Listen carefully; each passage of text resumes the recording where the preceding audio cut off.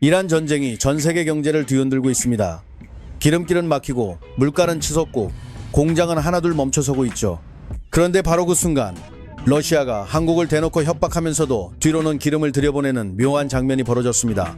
27,000톤의 나프타, 플라스틱과 비닐을 만드는 석유화학 원료인데요. 이게 바로 어제 우리 한국 항구에 조용히 도착했습니다. 정말 이상하죠? 앞에서는 으름장을 놓고 뒤에서는 밥줄 같은 원료를 밀어넣는다. 대체 이 나라는 왜 이러는 걸까요? 이건 그냥 기름 장사가 아닙니다. 미국, 러시아, 이란, 그리고 대한민국까지 전부 자기 목 앞에 계산기를 두드리고 있는 겁니다. 오늘 이 이야기의 시작은 푸틴이 왜 하필 많은 나라 중에서도 한국을 콕 찍어 압박했느냐, 바로 거기서부터 출발해야 합니다. 지난 3월 28일 러시아 외무차관 안드레이 루덴코가 인터뷰에서 대한민국을 향해 아주 노골적인 경고를 던졌습니다. 우크라이나에 살상 무기를 직접이든 간접이든 공급하면 비대칭 조치를 포함한 보복을 할 수밖에 없다. 쉽게 말하면 이런 겁니다. 우크라이나에 무기 주면 가만 안 두겠다. 말 그대로 협박이죠. 그런데 더 기막힌 건 그 다음입니다. 그 으름장이 떨어진 바로 다음 날 충남 대산 석유화학단지에 러시아산 나프타 27,000톤을 실은 배가 입항했습니다. 앞에서는 주먹을 치켜들고 뒤에서는 기름을 넣어준 겁니다. 진짜 억울해도 이런 억울호가 없습니다. 그럼 왜 이런 모순이 생긴 걸까요? 이걸 풀려면 지금 전 세계에서 가장 귀한 물건 하나를 먼저 봐야 합니다. 바로 155mm 포탄입니다. 쉽게 말해 대포에 넣고 쏘는 커다란 탄입니다. 우크라이나 전쟁이 4년째 이어지면서 이 포탄은 말 그대로 전장에서 밥처럼 소비되고 있습니다. 하루에 수천 발씩 사라지고 있어요. 정말 무섭게 녹아내리는 수준입니다. 문제는 이걸 전장에서 쓰는 속도만큼 다시 찍어낼 수 있는 나라가 거의 없다는 겁니다. 미국도 급하게 생산량을 늘리고 있지만 실전의 소모 속도를 아직 따라잡지 못하고 있습니다. 유럽은 더 심각했습니다. 유럽 대륙 전체를 합쳐도 연간 30만 발 수준에 머물러 있었거든요. 그런데 이 지구상에는 딱 한 나라, 포탄 공장의 불을 한 번도 꺼본 적 없는 나라가 있습니다. 바로 대한민국입니다. 북한과 휴전선을 사이에 두고 70년 넘게 대치해온 나라. 그러다 보니 풍산이나 하나 같은 방산 기업들이 쉬지 않고 포탄을 만들어 왔습니다. 쌓아둔 양만 300만 발 이상으로 추정되고 전시에는 1년에 최대 150만 발까지 찍어낼 수 있는 것으로 알려져 있습니다. 유럽 전체가 1년 걸려 만드는 양을 한국은 석 달이면 뽑아낸다는 뜻입니다. 이건 그냥 생산력이 아닙니다. 전쟁이 길어질수록 더 무서워지는 산업 체력입니다. 미국은 이미 이 능력을 써먹고 있었습니다. 군사용어로 백필. 쉽게 말해 빈자리 채우기입니다. 자기들이 갖고 있던 포탄을 우크라이나에 먼저 퍼붓고 그 빈자리를 한국산 새 포탄으로 채우는 방식이죠. 한국은 미국에 포탄을 판매했을 뿐이라고 말할 수 있습니다. 그런데 정말 솔직히 말하면 그 포탄이 결과적으로 우크라이나 전선의 탄약 부족을 메우고 있다는 건 이제 공공연한 사실입니다. 워싱턴 포스트조차 한국이 유럽 전체보다 더 많은 포탄을 공급했다고 보도했을 정도니까요. 여기서 판이 더 커집니다. 이번엔 새로운 플레이어가 끼어들었습니다. 우크라이나 대통령 젤렌스키입니다. 지난주 사우디아라비아, UAE, 카타르를 돌면서 깜짝 외교를 펼쳤는데요. 그 메시지가 아주 노골적이었습니다. 우리가 러시아와 4년 동안 싸우면서 쌓은 드론 방어 기술 통째로 드릴게요. 대신 우리한테 부족한 방공 미사일 좀 달라. 이건 그냥 외교가 아니라 무기를 카드로 쓰는 생존 협상입니다. 실제로 우크라이나 드론 전문가 200여 명이 이미 중동 5개국에 파견된 상태이고 사우디, UAE, 카타르와 방위협정도 체결했습니다. 무기가 곧 외교 카드가 되는 시대. 정말 그 말 그대로입니다. 젤렌스키는 드론 기술로 중동의 문을 열었고 한국의 포탄은 미국과 유럽이 급하게 손을 벌리는 물건이 됐습니다. 전문가들은 푸틴이 한국을 찍어서 협박한 핵심 배경이 바로 이 포탄이라고 분석합니다. 한국이 본격적으로 우크라이나 무기 지원에 뛰어들면 러시아 입장에서는 거의 다 이긴 판이 뒤집힐 수 있으니까요. 그러니까 저 협박은 여유가 아니라는 겁니다. 당한 척은 하지만 속은 급하다는 거죠. 어떻게든 한국의 공장을 멈추게 해야 하고 어떻게든 한국이 선을 넘지 못하게 묶어야 합니다. 정말 중요한 건 여기입니다. 러시아가 한국을 향해 날린 그 말은 분노의 표현이기도 하지만 동시에 다급함의 신호이기도 하다는 겁니다. 그렇다면 더 이상해집니다. 그렇게 다급한 러시아가 왜 한국에 기름을 보냈을까요? 왜 협박한 바로 다음 날 러시아산 나프타를 실은 배가 충남 대산으로 들어왔을까요? 이 질문의 답은 한국과 러시아 둘만 봐서는 안 나옵니다. 진짜 답은 지구 반대편 중동에서 시작됩니다. 그리고 거기서부터 미국, 이란, 러시아, 한국이 서로의 밥줄을 움켜쥔 채 어떤 계산을 하고 있는지가 드러나기 시작합니다. 이렇게 다급한 러시아가 왜 한국에 기름을 보냈느냐? 그 답은 엉뚱하게도 지구 반대편 중동에 있습니다. 이 부분부터 판이 진짜 뒤집힙니다. 2016년 2월 28일 미국과 이스라엘이 이란을 기습 폭격했습니다. 명분은 이란의 핵 개발을 막겠다는 것이었죠. 그런데 정말 중요한 건 그 다음이었습니다. 이란이 보복에 나서면서 전 세계 기름의 20%가 지나가는 호르무즈 해협을 틀어막아 버린 겁니다. 이 길이 막히자 기름값이 뛰고 공장이 서고 세계 경제가 휘청이기 시작했습니다. 말 그대로 지구 경제의 숨통이 조여진 거예요. 자, 여기서부터 각 나라의 계산기가 미친 듯이 돌아갑니다. 먼저 미국입니다. 전쟁을 시작한 쪽은 미국인데 정작 기름길이 막히자 자기네 물가가 폭발하기 시작했습니다.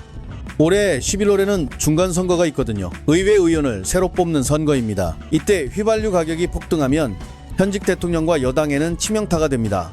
유권자들이 뉴스보다 먼저 체감하는 건 주유소 가격이니까요. 주유기 앞에서 화가 나면 그 분노는 바로 투표장으로 갑니다. 그러니 미국도 버틸 수가 없었던 겁니다. 그래서 미국이 어떻게 했느냐? 정말 아이러니한 일이 벌어졌습니다. 자기들이 걸어 잠갔던 러시아 제재를 스스로 풀어버린 겁니다. 한 달 동안만 러시아산 석유 제품을 사도 된다. 세계 패권국이 자기가 만든 규칙에 자기가 구멍을 뚫은 셈이죠. 정말 솔직히 말하면 명분보다 기름값이 더 무서웠던 겁니다. 다음은 이란입니다. 호르무즈 해협을 지나가지 못하고 발이 묶인 배가 무려 3,200척을 넘자 이란은 배 한 척당 30억 원의 통행료를 요구하고 나섰습니다. 그런데 국제법상 호르무즈 해협은 어느 나라든 자유롭게 지나갈 수 있도록 보장된 바닷길입니다. 통행료를 걷는 것 자체가 불법이에요. 이건 해석의 문제가 아니라 국제 질서의 정면 위반입니다. 그런데도 현실은 또 달랐습니다. 중재에 나선 파키스탄, 사우디 등 이슬람권 4개 국가는 결국 통행료를 지불하기로 결정했습니다. 왜냐? 명분보다 기름이 급했기 때문입니다. 결국 갇혀있는 배 3,200척이 다 통과하면 이란은 앉은 자리에서 10조 원에 가까운 전쟁 자금을 챙기게 됩니다. 국제사회는 위험한 선례라고 비난하고 있습니다. 하지만 정말 현실적으로 보면 중동 국가들의 속사정은 너무 단순합니다. 불법인지 아닌지 따질 시간이 없었던 거죠. 기름이 먼저였던 겁니다. 그리고 이 혼란의 최대 수혜자가 등장합니다. 바로 러시아입니다. 사실 이란 전쟁이 터지기 전까지 러시아는 그렇게 편한 상황이 아니었습니다. 서방 제재에 눌려서 올해 1월 에너지 판매 수입이 2020년 이후 최저치를 찍었거든요. 예산을 짤 때는 우라류 가격을 배럴당 59달러로 잡았는데 실제 가격은 그 밑으로 떨어져 허리가 휘고 있었습니다. 진짜 죽을 맛이었던 거예요. 그런데 호르무즈 해협이 막히는 순간 판이 완전히 뒤집혔습니다. 중동에서 기름이 안 나오니까 전 세계가 러시아 기름을 찾기 시작한 겁니다. 배럴당 52달러 하던 우라류가 한 달 만에 90달러를 넘겼습니다. 파이낸셜 타임스에 따르면 러시아는 이 전쟁 덕분에 하루에 약 2,200억 원의 추가 수익을 올리고 있는 것으로 추정됩니다. 한 달이면 약 6조 원이 넘는 돈이 러시아의 전쟁 금고로 들어가는 셈입니다.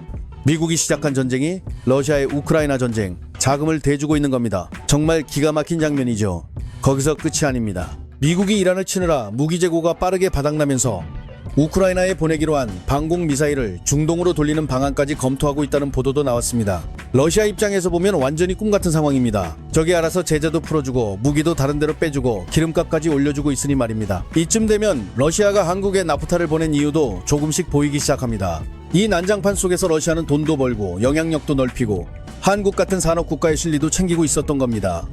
이제 그림이 좀 또렷해지죠. 미국은 물가를 잡으려고 자기 규칙을 깼고 이슬람 국가들은 해협을 열려고 불법 통행료를 묵인했고 러시아는 이 혼란 속에서 조용히 배를 불리고 있습니다. 국제사회는 결국 정의보다 자국의 이익을 따라간다는 말 정말 이럴 때 실감하게 됩니다. 그런데 여기서 한 가지 의문이 생깁니다. 미국이 제재를 풀어줬으면 그냥 러시아에서 석유를 사오면 되는 것 아니냐 이렇게 생각하실 수 있습니다. 그런데 현실은 그렇게 단순하지 않습니다. 석유에도 종류가 있거든요. 쉽게 말해 원유는 크게 두 가지로 나뉩니다.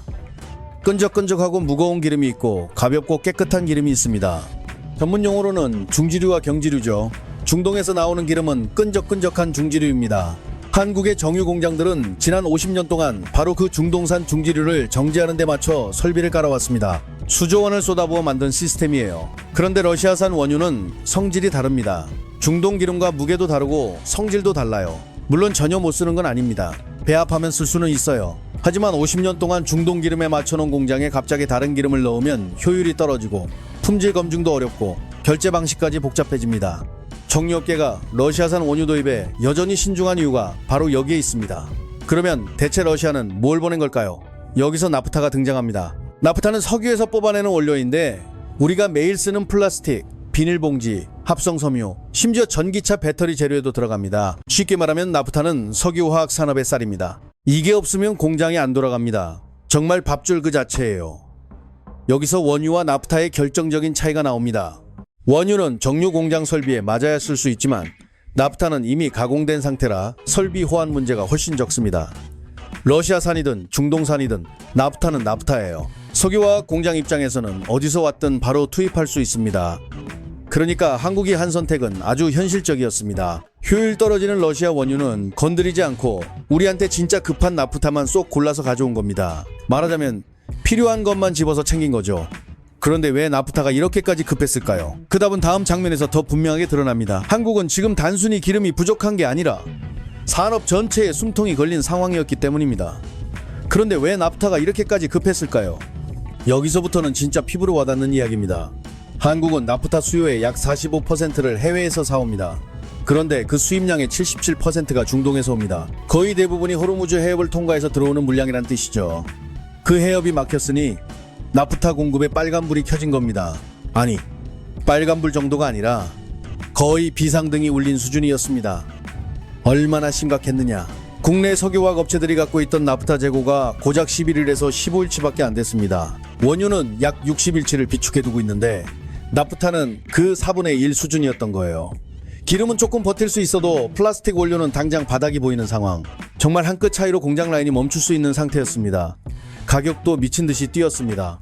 나프타 값이 열흘 만에 26%나 올랐습니다. 이 원가 폭등은 멀리 있는 숫자 놀이가 아닙니다. 고스란히 우리 생활로 튀어옵니다. 아침에 커피 사면 받는 플라스틱 컵, 배달 음식 담기는 용기, 아이 기저귀, 쓰레기 버릴 때 쓰는 종량제 봉투, 다 여기서 시작합니다. 나프타가 없으면 에틸렌을 못 만들고, 에틸렌이 없으면 플라스틱을 못 만들고, 플라스틱이 없으면 이 모든 게 멈춥니다. 정말 별거 아닌 것처럼 보이던 비닐 한 장이 사실은 산업 전체의 밥줄이었던 겁니다.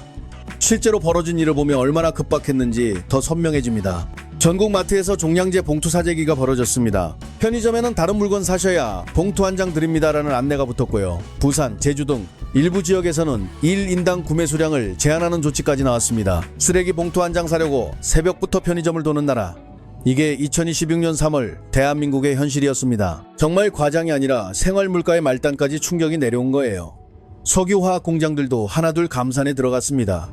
나프타가 들어오지 않은 이 공장을 풀가동할 수가 없는 겁니다. 대구 성서산업단지의 비닐, 플라스틱 업체들은 원료 확보에 비상이 걸렸고 중소제조업체들은 이에서 3개월 안에 공장이 멈출 수도 있다는 말까지 나왔습니다. 이쯤 되면 단순한 원자재 문제가 아니라 산업 생존 문제죠. 바로 이 타이밍에 충남대산 석유화학단지에 배 한 척이 조용히 입항했습니다. LG화학이 확보한 러시아산 나프타 27,000톤. 국내 월평균 나프타 사용량이 약 400만 톤이니까 솔직히 말하면 3, 4일 쓸 분량밖에 안 됩니다. 숫자만 보면 별거 아닌 것처럼 보일 수도 있습니다. 하지만 정말 중요한 건 양이 아니라 타이밍이었습니다. 이건 그냥 물량이 아니라 숨통을 잠깐이나마 틔워준 응급산소 같은 존재였거든요. 그런데 이 나프타 한 방울이 도착하기까지 물밑에서는 엄청난 줄다리기가 벌어졌습니다. 가장 큰 걸림돌은 돈을 어떻게 보내느냐였습니다. 러시아는 미국 제재를 받고 있는 나라잖아요. 보통 원유 거래는 달러로 합니다. 그런데 달러로 결제하면 반드시 미국 은행을 거쳐야 합니다. 미국 은행을 거치는 순간 한국 기업이 제재 위반으로 걸릴 수 있습니다. 최악의 경우 그 기업이 글로벌 금융시장에서 퇴출당할 수도 있어요. 그러니 아무리 나프타가 급해도 기업들이 선뜻 손을 못 댔던 겁니다. 여기서 한국 정부가 움직였습니다. 산업통상자원부가 미국 재무부에 직접 물었습니다. 달러 말고 다른 통화로 결제하면 괜찮은 거냐? 미국 재무부의 답변은 이랬습니다. 루블하나 다른 통화로 결제하라. 그러면 2차 제재는 걸지 않겠다. 쉽게 말하면 미국이 우리 은행 안 거치면 못 본 척 해주겠다는 뜻이었죠. 정말 냉정하게 보면 원칙보다 현실을 택한 겁니다. 이 확인을 받자마자 LG화학이 움직였습니다. 러시아 중개 딜러를 통해 계약을 체결하고 루블화로 대금을 치르고 나프타를 실은 배를 대산으로 보냈습니다. 하지만 마냥 안심할 수 있는 상황은 아닙니다. 이번에 나프타를 가져올 수 있었던 건 미국이 러시아 제재를 한시적으로 풀어줬기 때문입니다. 그런데 이 완화 조치의 기한이 4월 11일까지입니다. 불과 2주도 안 남은 거예요. 그 이후에도 같은 방식으로 가져올 수 있을지는 아무도 장담하지 못합니다. 그래도 이번 27,000톤은 분명 의미가 있습니다. 양으로 보면 며칠치에 불과하지만 중동이 막힌 상황에서 정부와 기업이 힘을 합쳐 새로운 공급 경로를 뚫어냈다는 첫 번째 사례가 됐으니까요. 실제로 다른 기업들도 러시아산 나프타 도입 가능성을 검토하기 시작했다는 보도가 이어지고 있습니다. 작은 물량 하나가 시장 전체에 신호를 준 셈이죠. 길이 완전히 막힌 건 아니라는 신호 말입니다. 자, 여기서 상황을 한번 정리해 봅시다. 러시아가 한국을 협박했습니다. 우크라이나에 무기 주면 보복하겠다. 그런데 동시에 러시아산 나프타가 한국에 들어왔습니다. 이 두 가지가 같은 시기에 같은 공간에서 벌어진 겁니다. 정말 기묘하죠. 그런데 한국 입장에서는 오히려 이게 나쁘지만은 않습니다. 왜냐하면 미국은 계속 한국을 압박해왔기 때문입니다. 너희도 우크라이나에 무기 좀 보내라. 나토는 회원국들이 돈을 모아 미국 무기를 사고 그걸 우크라이나에 넘기는 시스템을 만들었고 미국은 한국도 여기에 참여하라고 밀어붙이고 있습니다. 하지만 한국은 함부로 내라고 할 수가 없습니다. 왜냐하면 바로 코앞에 북한이 있기 때문입니다. 러시아와 북한은 지금 사실상 군사동맹에 가까운 관계로 묶여 있습니다. 한국이 우크라이나에 무기를 보내면 러시아가 보복으로 북한에 더 많은 군사기술을 넘길 수 있습니다. 그러면 한반도 안보가 직접 흔들립니다.